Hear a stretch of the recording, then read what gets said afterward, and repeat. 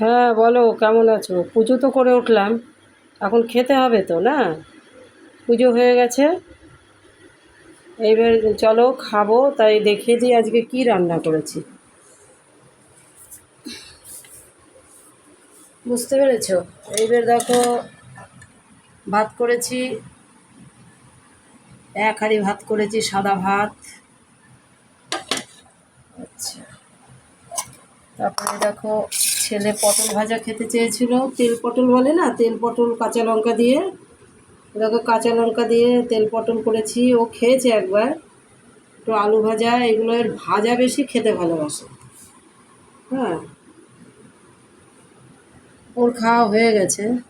তারপরে দেখো, এই চচ্চড়ি আর ডিমটা খাওয়া হয়নি, এটা বড়ি দিয়ে ও, তারপরে সব রকম পটল টটল আলু টালু দিয়ে একটা চচ্চড়ি করা হয়েছে। এটা আবার ওই ছুটি, মানে এখন ওর আজকে ছুটিতে আছে, ওই 3টে 4টের দিকে আবার খাবে। বুঝেছো? ওই চচ্চড়িটা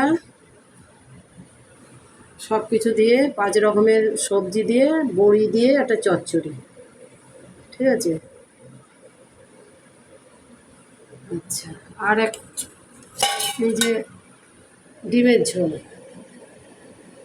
ডিমের ঝোল করেছি আলু দিয়ে, ডিম সেদ্ধ করে আলু সেদ্ধ করে ঝোল হয়েছে।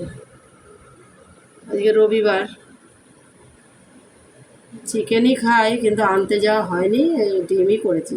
এই ডিমটা আবার কীরকম বলো তো, এটা ডিম তো 2 রকমের আছে, পোলট্রি আছে, এটা হলো হলুদ কুসুম, এটা দামটা বেশি।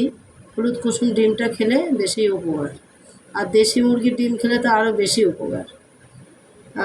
এই ডিমটা 5 পিস রান্না করেছি, ও একটা খেয়েছে সেদ্ধ, আর এই 4টে আছে, তো খাবে আবার। হুম। আর এই যে শশা, শশা আছে, এই দিয়ে আজকের মেনু।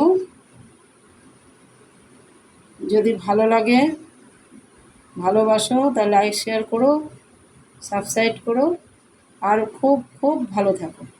টাটা।